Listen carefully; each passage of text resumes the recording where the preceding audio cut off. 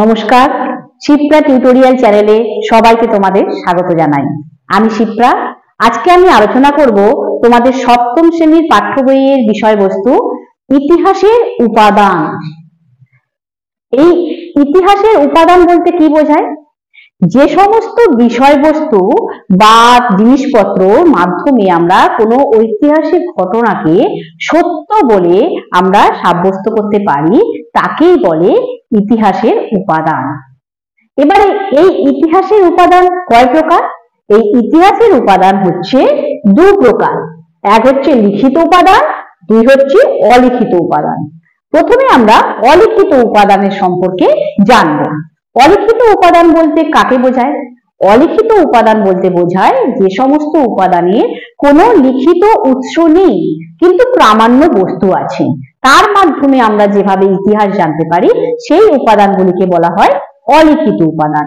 এবার অলিখিত উপাদান কোনগুলি? সেগুলি হলো যেমন লেখ, মুদ্রা, স্থাপত্য ভাস্কর্য, স্মৃতিস্তম্ভ, অট্টালিকা। এবার তোমাদের এক একটা বিষয়কে প্রত্যেকটা উপাদানকে আমি ব্যাখ্যা করব। যেমন লেখ বলতে কি বোঝায়? লেখ বলতে পুরোনো দিনে পাথরের ব্যবহার যখন হয়েছিল, তখন পাথর এবং ধাতুর ব্যবহার যখন মানুষ করতে শিখলো, তখন তারা পাথর এবং ধাতুর ওপরে তার পাতের ওপরে তারা পুরোনো দিনের কথা লিখে রাখতো, যার মাধ্যমে আমরা সেই সময়কার ইতিহাস জানতে পারি। যেমন ধরো তামার পাতে যদি তারা লিখে রাখতো, সেই লেখকে বলা হতো তাম্রলেখ। আবার শিলা বা পাথরের উপর যদি সেটা লেখা হতো, সেটা হতো শিলালেখ। কিন্তু তোমাদের তাহলে মনে এখন প্রশ্ন আসতে পারে যে এগুলি তো লিখিত উপাদান লেখা হতো, তাহলে কেন এগুলি লিখিত উপাদান নয়? আসলে লিখিত উপাদানের উৎস হচ্ছে যেটা লেখা হতো, কাগজপত্রে লেখা হয়, তাকে লিখিত উপাদান বলে। যেমন সরকারি দলিলপত্র, সাহিত্য, এই কাগজপত্রের মাধ্যমে আমরা পুরোনো দিনের কথা যেটা জানতে পারি তাকে বলা হয় লিখিত উপাদান। আর অলিখিত উপাদান মানে যেটা প্রামাণ্য বস্তু। এবার পরবর্তী অলিখিত উপাদান হলো মুদ্রা। কাকে বলে? মুদ্রা বলতে বোঝায় পুরোনো দিনে রাজাদের সময়কার টাকা পয়সা। সেগুলি কোন সময় কিরকম টাকা পয়সা হতো, তামার পয়সা, সোনার পয়সা, ধাতুর ব্যবহারের সঙ্গে সঙ্গে মুদ্রারও ব্যবহার পরিবর্তন হয়েছে, সেগুলির মাধ্যমে কিন্তু আমরা সেই সময়কার ইতিহাস জানতে পারি। আবার ধরো স্থাপত্য ভাস্কর্য বলতে বোঝায় মূর্তির উপরে অনেক কিছু খোদাই করে করে তখনকার যে কি কি কারুকার্য তারা জানতো, তাদের তখনকার সংস্কৃতি বিষয়ে আমরা ইতিহাস জানতে পারি।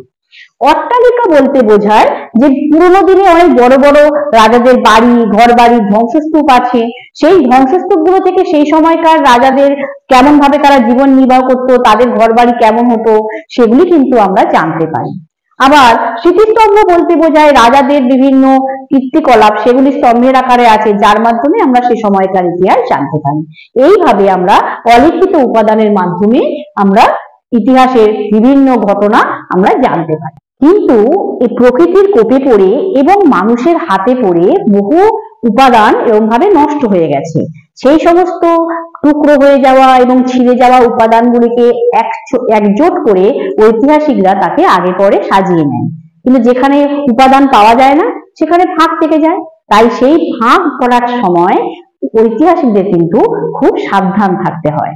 ঠিক সময়ে ঠিক টুকরোটি ঠিক জায়গাতে খাপ খাচ্ছে কিনা, এটা কিন্তু ঐতিহাসিকদের বুঝে নিতে হয়। যেমন ধরো তোমরা বিদেশি বলতে কাকে বুঝো? যারা ভারতের বাইরে থাকে তাদেরকেই আমরা বিদেশি বলি, কিন্তু মুঘল বা সুলতানি যুগে বিদেশি বলতে কিন্তু তা বোঝাতো না।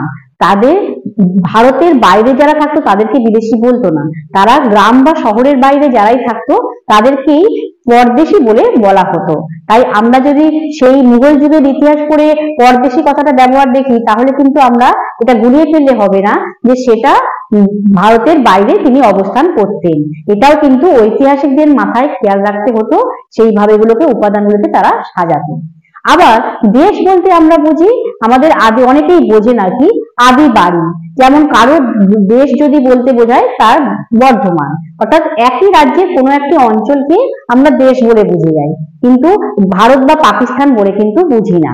অর্থাৎ বিভিন্ন কথার মানে আলাদা আলাদা হয়ে যায়। এই সমস্ত জিনিসগুলো কিন্তু ঐতিহাসিকদের খেয়াল রেখে তারপর সেই উপাদানগুলিকে সংগ্রহ করে সেটাকে সাজিয়ে একটা ঘটনাকে সত্য বলে সাব্যস্ত করতে হয়। এভাবেই ঐতিহাসিকরা বিভিন্ন উপাদানের মাধ্যমে তাকে একটা ঘটনাকে সাজিয়ে নেবে।